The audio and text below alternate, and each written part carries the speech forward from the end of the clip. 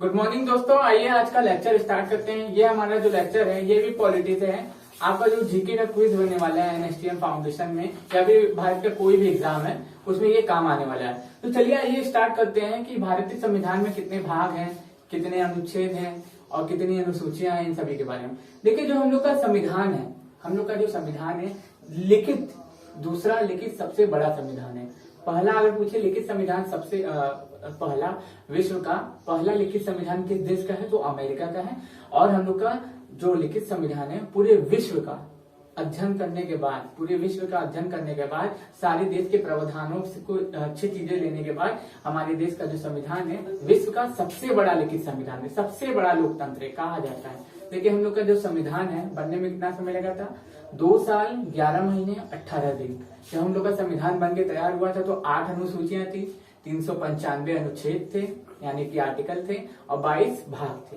ठीक, वर्तमान में जो स्थिति है थोड़ी सी अलग हो गई है। अब वर्तमान में 470 से प्लस आर्टिकल्स हो गए हैं, 12 अनुसूचियां हो गई हैं और 25 से ज्यादा भाग हो चुके हैं। अब आप यूट्यूब पे पढ़ते होंगे बाकी सब टीचरों से, वो आपको 22 भाग ही पढ़ाते होंगे, लेकिन ये करंट का डाटा है तो करंट में कुल मिला के 25 भाग है। क्या देखिएगा, करंट में हमारे संविधान में कुल 25 भाग है।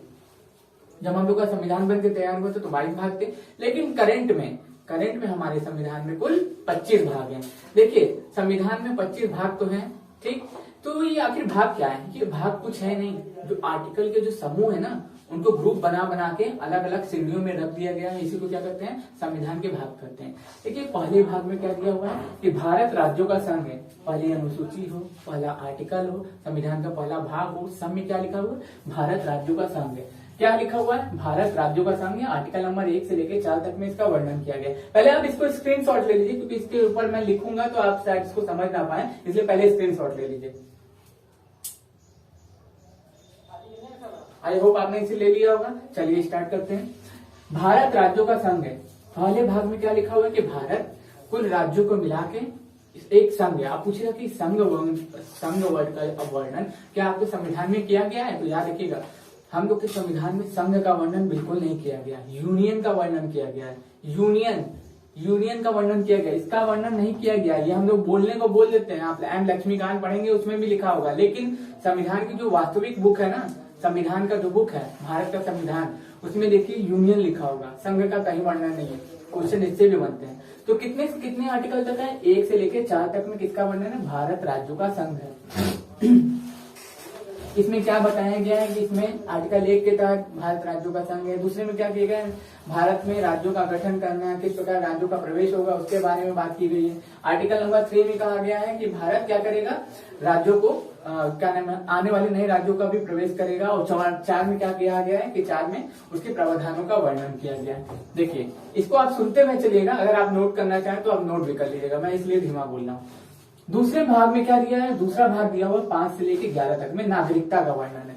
अब देखिए, नागरिकता कैसे पालेंगे? या तो आप जन्म से पालेंगे, या तो आप वंश से पालेंगे, या तो आप यहाँ के कानून को फॉलो करेंगे उसके अनुसार पालेंगे, या तो हम कहीं कोई भारत देश किसी देश पे कब्जा करता है और उसकी भूमि को जीत के अपने भारत भूमि में शामिल कर लेता है, तो उससे नागरिकता मिल जाएगी। और एक प्रावधान क्या होगा कि स्वेच्छा से नागरिकता छोड़ देंगे तो क्या चली जाएगी? हमारी नागरिकता समाप्त हो जाएगी। या तो हम देशद्रोह करेंगे देश के साथ, या हमारे ऊपर कोई देशद्रोह का आरोप लगेगा, या फिर हम किसी दूसरे देश की नागरिकता ले लेते हैं तो हमारी नागरिकता समाप्त की जाएगी। किसके अनुसार? 5 से 11 के तहत। इसमें प्रावधान किए गए, इसमें कुछ परिवर्तन किया गया है। CAA आया होगा, NRC जो असम में लागू किया गया था तो बवाल मचा था, तो उससे ही संबंधित है। तो भाग 2 में 5 से 11 नागरिकता का वर्णन है। मौलिक अधिकार, यही तो है हम लोग की आत्मा। डॉक्टर भीमराव अम्बेडकर ने इसे क्या कहा है? ये इसे संविधान की आत्मा कहा है। लेकिन देशिका को भी भारत के आत्मा करते हैं। लेकिन पूछेगा कि डॉक्टर भीमराव अम्बेडकर ने इस संविधान की आत्मा कहा है, तो याद रखिएगा, डॉक्टर भीमराव अम्बेडकर ने मौलिक अधिकार को संविधान की आत्मा का दर्जा दिया है, संविधान की आत्मा कहा है, याद रखिएगा। इसमें कुल मिला के हमारे पास 6 मौलिक अधिकार है। ठीक, 6 मौलिक अधिकार है। पहला है समता या समानता का अधिकार, दूसरा है स्वतंत्रता का अधिकार, तीसरा है शिक्षा संबंधित अधिकार, चौथा है धार्मिक संबंधित अधिकार, 5वां है आपका क्या नाम है अल्पसंख्यकों के हितों का अधिकार, 6वां है क्या संवैधानिक उपचारों का अधिकार। इसके ऊपर वीकली वीडियो भी मेरी पड़ी हुई है, आप यूट्यूब पे हमारे चैनल्स पे आप उस पर भी देख सकते हैं। ठीक है, चौथे में क्या है आपका नीति निर्देशक तत्व के, मतलब राज्य के नीति निर्देशक तत्व, ये क्या होते हैं, नकारात्मक, ये सकारात्मक होते हैं।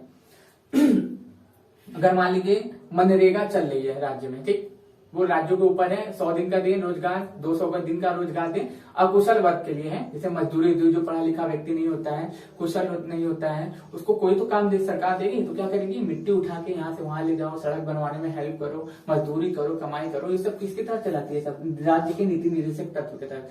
अब पता चला कि 100 लोगों को रोजगार मिल रहा है, एक गाँव में 1000 लोग हैं, 999 लोग को मिल रहा है, 1 लोग को नहीं मिल रहा है, तो क्या वो केस कर सकता है, नहीं कर सकता है। क्यों, क्योंकि ये जो है राज्य के ऊपर निर्भर करेगा कि राज्य जैसे जैसे सुदृढ़ होती जाएगी वैसे वैसे क्या करेगी, सबको रोजगार देती जाएगी। अब कोई हमें ये, इसीलिए इसको क्या बोलते हैं, ये न्यायालय में प्रवर्तनीय नहीं है। अगर राज्य किसी को सब कुछ नहीं दे पाती है, कुछ लोगों को दे पाती है, तो क्या होगा, इसके तहत हम कोर्ट में राज्य को नहीं खींच सकते, क्योंकि ये हमारे मौलिक अधिकार नहीं है। ठीक, इनमें क्या किया गया है, 6 से 14 साल तक के बच्चों को फ्री शिक्षा का प्रावधान दिया गया है। इनमें क्या किया गया है, 6 से कम उम्र के बच्चों को शिक्षा का प्रावधान देगी, पोषण का ध्यान रखेगी कौन, राज्य सरकार करेगी।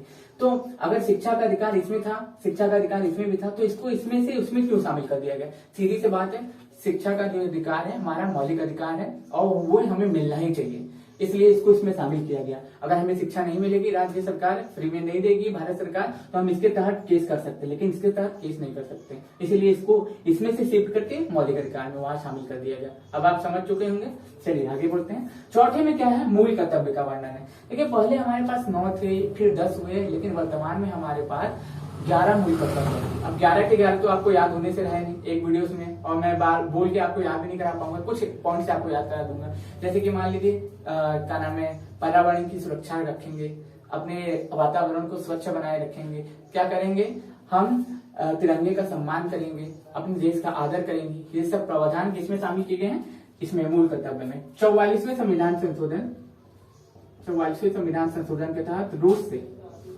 या फिर यूएसएसआर से इसको शामिल किया गया था। 44वें संविधान संशोधन के तहत, कब, 1978 में, याद रखिएगा।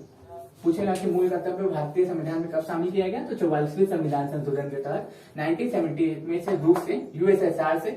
जो ऑप्शन मिल जाए आपको, रूस मिलेगा रूस पे मारेंगे, यूएसएसआर मिलेगा यूएसएसआर पे मारेंगे, एक ही चीज है। अगर आपको मिलना होगा तो दोनों में से एक मिलेगा, एक साथ दोनों कभी नहीं देगा। अगर दोनों एक साथ दे दे तो यूएसएसआर पे चले जाइएगा, सोवियत संघ, ठीक है। 6वें में क्या है, राज्य 152 अनुच्छेद से लेके 237 तक राज्य के कानूनों का वर्णन है। अब जैसे 152 में आप सुने होंगे कि राज्यों के लिए राज्यपाल की व्यवस्था की गई है, ठीक। 53 में उसकी शक्ति का वर्णन किया गया, 54 में उसके निर्वाचन का वर्णन किया गया, 55 में उसके कार्यों का वर्णन किया गया, 161 में उसके ऊपर महाभियोग का वर्णन किया गया है। महाभियोग नहीं कहते हैं उसको, सजा देने का प्रावधान, उसको हटाने का प्रावधान कहेंगे। महाभियोग शब्द का उल्लेख केवल राष्ट्रपति के लिए किया जाता है, याद रखिएगा आप लोग, ठीक। तो राज्य का वर्णन है 6ठे भाग में, 152 से लेकर 237 तक। 7वें में क्या है, 7वें में संपत्ति का अधिकार है। संपत्ति का अधिकार जो था हम लोगों का 7वां मौलिक अधिकार में शामिल था, उसको 7वें संविधान संशोधन का था 300A में, यानी कि 300A में इसको शामिल कर दिया गया। 7वां जो हमारा जो था उसको निरस्त कर दिया गया, तो उसको हम लोग नहीं पढ़ेंगे, उसको भूल जाएंगे, 8वें पे आ जाएंगे। संघ राज्य क्षेत्र का वर्णन है कि संघ राज्य क्षेत्र यानी कि क्या, यूनियन टेरिटरी, जितने भी केंद्र शासित प्रदेश हैं उनके कार्यों का निर्वहन राष्ट्रपति किस प्रकार करेगा, सरकार किस प्रकार करेगी, वो इस आर्टिकल में वर्णित किया गया है। कौन करेगा वो भी इसमें लिखा हुआ है। किसमें लिखा हुआ है, भाग 8 आर्टिकल नंबर 239 में डायरेक्ट ये क्वेश्चन बनता है आपसे, ठीक। 9 में पंचायत का वर्णन किया गया है। पंचायत यानी कि वही ग्राम पंचायत, उसी का वर्णन किया गया है। क्वेश्चन भी बनता था, मैंने बिहार ईएसआई का एग्जाम दिया था, बीपीएससी का एग्जाम दिया था, और यहाँ तक कि यूपीपीएससी है, तो यूपीएससी में भी इसका क्वेश्चन आया हुआ था। तो आप इसको हल्के में ना लें, ये 9वां जो है बहुत इंपॉर्टेंट है, क्योंकि गांधीवादी विचारधारा पे आधारित है। ये क्या है, 243A से लेके 243O तक वर्णित है, पंचायत के कार्यों का वर्णन है। 9 के A में, यानी कि 9 के क में, या फिर इंग्लिश में बोले तो 9 के A में वर्णित है किसके बारे में, नगर पालिका। 243P से लेके 243ZG तक इसका वर्णन है, किसका, नगर पालिका का वर्णन है, कि नगर पालिका को कार्यों का निर्वहन किस तरीके से किया जाएगा, नगर पालिका जो है हमारी कार्य किस तरीके से करेगी, और नगर पालिका अपने कर्तव्यों का निर्वहन करती है कि नहीं करती, सभी प्रावधान भाग 9 के A में शामिल किए गए हैं। 10वें में क्या है, अनुसूचित जाति एवं जनजाति के क्षेत्र का वर्णन है। कौन निर्धारित करता है? प्रेसिडेंट करता है, राष्ट्रपति करता है। देखरेख कौन करता है? राष्ट्रपति करता है। प्रावधान कौन शामिल करता है? राष्ट्रपति करता है। तो इसके पास राष्ट्रपति ही इसकी देखरेख करता है, याद रखिएगा। इमरजेंसी भी लगाना है तो राष्ट्रपति की सहायता से राज्यपाल ही लगाता है, याद रखिएगा। किसके कौन से भाग में वर्णन है? अनुसूचित जाति एवं जनजाति के क्षेत्रों का वर्णन है। 244 से लेकर 244A में वर्णित है, भाग 10। अब आते हैं भाग 11 में, संघ राज्य संबंध। संघ के राज्यों के साथ कुछ संबंध होते हैं। अब लेखानुदान चाहिए, कुछ पैसे की हेल्प चाहिए, कुछ हमें कार्य करने हो, तो वो कौन से भाग में लिखा हुआ है? लिखा हुआ है 245 से लेके 263 अनुच्छेद में और भाग 11 में संघ राज्य संबंध का वर्णन, कि राज्यों के साथ केंद्र का संबंध बना रहेगा। अब ये नहीं होगा कि कोई राज्य कभी भी निरंकुश हो जाएगा, अपने मन का कार्य करेगा। अब हम 3 तरह कानून बनाए हैं, तो 28 राज्यों में माना जा रहा है, 6 यूनियन टेरिटरी में माना ही नहीं जा रहा, तो ऐसा नहीं कर सकता है। इसीलिए दोनों के बीच संबंध स्थापित रखने का कार्य कौन करता है? भाग 11 करता है। अनुच्छेद कौन सा है? 243 से लेके 263 तक में इसका वर्णन है।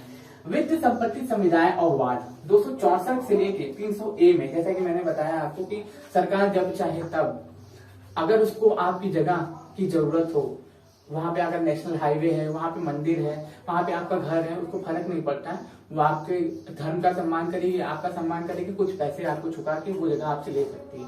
फ्री में नहीं, पैसे चुकाने के बाद आपसे वो जगह ले सकती है। इसलिए इसे संपत्ति का अधिकार भी करते हैं। इसलिए यहाँ लिखा हुआ ना, वित्त, संपत्ति, समुदाय। भाग 13 में है राज्य के अंदर व्यापार वाणिज्य का वर्णन है, कि एक राज्य दूसरे राज्य से व्यापार करेगा, दूसरा राज्य तीसरे राज्य से व्यापार करेगा। वो कौन से भाग में वर्णित है? तो भाग 13 में वर्णित किया गया है। आर्टिकल नंबर ये बहुत ज्यादा इंपॉर्टेंट है, क्योंकि इस समय जीएसटी चर्चा में है, बजट में भी आया था, कुछ प्रावधान उसमें कम किए गए थे, टैक्स में रिलैक्सेशन दी गई थी, तो उसका वर्णन किया गया है अनुच्छेद नंबर 301 से लेकर 307 में। संघ राज्य सेवाएं, संघ राज्य के अधीन सेवाएं। अब जैसे संघ राज्य के अधीन जो सेवाएं होती हैं, आप सुने होंगे कि संघ राज्य के अधीन सेवाएं जो होती हैं, यूपीएससी हो गया, यूपीपीसीएस हो गया, और यहाँ तक कि उसमें जो यूपीएससी के द्वारा कैंडिडेट की जाए सेवाएं होगी, उन सभी का वर्णन किसमें किया गया है? उन सभी का वर्णन किया गया है संघ राज्य के अधीन सेवाएं। जैसे यूपीपीसीएस हो गया, ठीक, यूपीएससी हो गया, 312 में अखिल भारतीय सेवाएं हैं, 315 में यूपीएससी है, और उसी के अंतर्गत पूरी राज्य की भी सेवाएं शामिल की जाती हैं। चलिए आगे बढ़ते हैं। 14 के ए में वर्णित है अधिकरण। अधिकरण मतलब राज्य किस तरीके से राज्यों का निर्वहन करेगी, उनके कार्यों का वर्णन करेगी, वो भाग 14 के ए में लिखा गया है। निर्वाचन, इलेक्शन कमीशन, जो राज्य होता है क्या करता है? चुनाव किस तरीके से कराना है, चुनाव का वर्णन किस तरीके से होगा, कौन से राज्यों में कौन चुनाव कराएगा। देखिए पूरे भारत में अगर चुनाव कराना होगा तो इलेक्शन कमीशन कराएगा, राज्यों में चुनाव करवाना होगा इलेक्शन कमीशन कराएगा, लेकिन ग्राम पंचायत का चुनाव कराना होगा तो राज्य इलेक्शन कमीशन ऑफ इंडिया यानी state election commission of India के तहत किया जाएगा। ये जो है निर्वाचन आयोग के बाद किसमें की गई है? 324 से लेके 329A में इसका वर्णन किया गया है। चलिए 16 में देखते हैं। कुछ वर्गों के लिए विशेष उपबंध की बात की गई है, 330 से लेके 342 तक में इसका वर्णन किया गया। अब जैसे मान लीजिए मैं ST/SC कैटेगरी का हूँ, ठीक, मेरे पास पढ़ने के लिए पैसा नहीं है, तो सरकार क्या करेगी? कुछ हमें छूट देगी। जैसे कि मैं जर्नल हूँ तो अब मुझसे 700 रुपया फॉर्म भरने का फीस लेती है, लेकिन मैं ST/SC कैटेगरी का हूँ तो हमसे कितना लेगी? हो सकता है वो 200 ले ले, हो सकता है ले ही ना। हमें यात्रा करने में भी छूट देगी, हमें जॉब में भी छूट देगी। इन सभी की सुविधाएं कौन से भाग के तहत प्रदान की जाती है? तो भाग 16 के तहत। इसलिए बोलते हैं ना, कुछ वर्गों के लिए विशेष उपबंध का वर्णन किया गया है। क्या किया गया? विशेष उपबंध का वर्णन किया गया है। अब देखिए 17 में क्या किया गया है? राजभाषा का वर्णन। देखिए राजभाषा हम लोग की क्या है? वो ही हिंदी है। अब जैसे मान लीजिए कि हम लोग ने सुना हुआ है कि 8वीं अनुसूची में, ठीक, 8वीं अनुसूची में 22 भाषाओं का वर्णन है, ठीक, 8वीं अनुसूची में 22 भाषाओं का वर्णन है। तो उस समय जो शुरुआत में भारत का संविधान बन के तैयार हुआ था, तो उस समय 22 भाषा तो शामिल नहीं थी। धीरे धीरे जोड़ते 22 भाषाएं हो गई। तो इसमें वर्णन किया गया किसका? राजभाषा का। जो राजभाषा क्या है? हम लोग की हिंदी है। आर्टिकल कौन सा है? 343 से लेके 351 तक। लिपि कौन सी है? देवनागरी है। 18 में क्या है? आपातकाल उपबंध का वर्णन है, इमरजेंसी प्रोविजन। जैसे 352 के तहत क्या लगता है? राष्ट्रपति राज्यों में क्या लगता है? पूरे भारत में क्या लग जाता है? इमरजेंसी लग जाती है। 356 के तहत क्या होता है? 356 के तहत जो राज्यपाल है राष्ट्रपति की सहायता से राज्यों में क्या लगाएगा? राष्ट्रपति शासन लगाएगा। और 360 में क्या दिया हुआ है? 360 में जो आज तक कभी लगा नहीं है, हो सकता है लग भी जाए, कोरोना काल चल रहा है क्योंकि सरकार वैसे भी रो ही रही है। तो 360 के तहत वित्तीय आपातकाल का वर्णन है कि मान लीजिए राज्यों के पास या भारत के किसी भी सरकार के पास खाने पीने के लिए, पैसे के लिए, कुछ भी करने के लिए पैसा न रह जाए तो फिर क्या लगेगा, वित्तीय आपातकाल लगेगा। और इसकी कोई सीमा निर्धारित नहीं की गई है। अगर एक बार वित्तीय आपातकाल लग गया तो इसको संसद से पास नहीं कराना होता है। लेकिन राष्ट्रपति शासन और इमरजेंसी में क्या होता है, दोनों में संसद से 1 महीने, 3 महीने, 6 महीने के अंदर बिल बार बार पास कराना पड़ता है। लेकिन इसके लिए ऐसा कोई प्रावधान नहीं किया गया। जब तक राष्ट्रपति चाहे तब तक लगा सकता है, उसके मर्जी के ऊपर निर्भर करता है। जब तक पैसा ना आएगा तब तक क्या करेगा, सबको घर में बंद करके रखा रहेगा, भैया बैठे रहो, अभी हम लोग पास खाने पीने के लिए कुछ नहीं है, मरो तुम, ऐसे ही करेगा। ठीक, तो भाग 18 में वर्णन है किसका, आपातकाल का, 352 से लेके 360 अनुच्छेद तक, याद रखिएगा आपको। ठीक, 19 में क्या है, 19 में प्रकीर्णन का वर्णन है कि राज्यों के प्रावधान किस तरीके से लागू किए जा रहे हैं, राज्यों को सही से सुविधाएं प्राप्त हो रही है कि नहीं, ये सभी चीजों का वर्णन किसमें किया गया, भाग 19 में किया गया और 361 से 367 तक में। इसमें कुछ जैसे कि मान लीजिए अनुसूचित जाति जनजाति क्षेत्र को भी मिल जाते हैं आपको। ठीक है, भाग 20 में संविधान संशोधन। अभी देखिए संविधान संशोधन इतना व्यापक हो चुका है, इतना ये व्यापक हो चुका है। अभी देखिए हाल फिलहाल में एक संविधान संशोधन किया गया है, आपको बताना चाहता हूँ, चलिए इसी से 104 संविधान संशोधन। आंग्ल इंडियन के लिए जो आरक्षण होता था लोकसभा में 2 सीटें होती थी ना आंग्ल इंडियन के लिए, वो क्या कर दिया गया, समाप्त कर दिया गया। कौन सा संविधान संशोधन, 104 संविधान संशोधन। ये आपसे पूछ सकता है। अब देखिए मान लीजिए जीएसटी आया था तो 101वां संविधान संशोधन था, 279 में इसको शामिल किया गया, आर्टिकल नंबर 279 में शामिल किया गया। किसके तहत, संविधान संशोधन के तहत। संविधान संशोधन इतना व्यापक है कि आप कंफ्यूज हो जाएंगे। देखिए 3 चीजों पे संविधान संशोधन कभी नहीं हो सकता है। देखिए, एक तो मनी बिल पे नहीं हो सकता, ठीक, संयुक्त अधिवेशन पे नहीं हो सकता, और एक और चीजें होती हैं जो राष्ट्रपति के द्वारा अध्यादेश जारी किए जाते हैं, उस पे नहीं हो सकता। उसकी न्यायिक समीक्षा की जा सकती है लेकिन उसमें संविधान संशोधन का कोई प्रावधान नहीं है। उसके तहत राज्य कुछ भी नहीं कर सकती, संसद कुछ भी नहीं कर सकती, क्योंकि राज्यसभा जो और लोकसभा की जो अधीन सेवाएं हैं वो क्या होती है, अखिल भारतीय सेवाएं होती है। वो भी क्या करती है, राज्यसभा के पास कुछ शक्तियां प्राप्त है। लेकिन मनी बिल जो है, धन विधेयक है, उसके लिए किसके पास शक्तियां प्राप्त है, लोकसभा के प्राप्त है। लोकसभा जो क्या करता है, लोकसभा का अध्यक्ष क्या करेगा, लोकसभा के संयुक्त अधिवेशन की बैठक करेगा। लेकिन संविधान संशोधन धन विधेयक पे तो कभी नहीं हो सकता है। कहाँ से लिया गया ये भी याद कर लीजिए, क्या पता आपको याद ही हो। तो लिया गया कहाँ से, साउथ अफ्रीका से, जहां से एबीडब्ल्यूएस है। 360 है ना, 368 उसमें 8 प्लस करके याद कर लीजिए। 368 में क्या किया गया है, संविधान संशोधन की बात की गई है, साउथ अफ्रीका से लिया गया। अस्थायी संक्रमणीय विशेष उपबंध। अब जैसे मान लीजिए कुछ ऐसे कानून बनाने पड़ जाए जो हमें अति आवश्यक हो, जैसे धाराएं होती है, वन संरक्षण अधिनियम की धारा 1972, और क्या नाम है, प्रावधान किए गए हैं उसको बदल के 2002। फिर क्या कर सकते हैं, सीपीआई, एसआई, ये सब जो धाराएं होती हैं जो राज्यों में लागू की जाती हैं, कोई वन के लिए हो जाएगा, कोई किसी जाति के लिए हो जाएगा, या फिर किसके लिए हो जाएगा, किसी जानवर के लिए हो जाएगा, सबका वर्णन किसमें किया गया है, भाग 21 में किया गया है। 22वां कुछ खासा नहीं है, अच्छा बस आप याद कर लीजिए, इससे क्वेश्चन भी आज तक पूछा ही नहीं गया है, लेकिन अब 22 भाग है तो याद कर लीजिए। फिलहाल ये 22 भाग मैंने आपको नहीं बताया, 25 भाग बताया, क्योंकि वर्तमान में 25 भाग है, इसको निरस्त करने के बाद भी याद रखिएगा, क्योंकि ये करंट आता है तो मैं आपको करंट दे रहा हूँ। यूट्यूब पे आपको जितनी भी वीडियोस पड़ी मिली है ना, वो करंट नहीं है, वो उसमें 22 भागों का ही वर्णन किया गया। हो सकता है 22 भी ना हो, क्योंकि ए बी सी सब छोड़ देते हैं, तो मैंने आपको कोशिश किया है कि आपको पूरा का पूरा इसमें बता दूं। संक्षिप्त नाम, प्रारंभ, हिंदी और प्राकृतिक निरसन की बात की गई है कि मतलब मान लीजिए किसी भी कानून को करना होगा संसद में, तो हो सकता है या तो हिंदी में बात करें या तो भी क्या किस में बात करेंगे, इंग्लिश में बात करें। लेकिन संसद में कभी आपको ये नहीं बोला जाता है कि आप हिंदी और इंग्लिश में ही बात करिए। आप क्या कर सकते हैं, अपनी किसी भी भाषा में बात कर सकते हैं, आपकी मर्जी, दूसरे को समझ में आए ना आए, लेकिन पीठासीन अधिकारी को समझ में आना चाहिए। अब संसद का पीठासीन अधिकारी कौन होता है, लोकसभा में कौन हो जाएगा, ओम बिरला हो जाएंगे, जो अध्यक्ष होते हैं उन्हीं को पीठासीन अधिकारी बोला जाता है।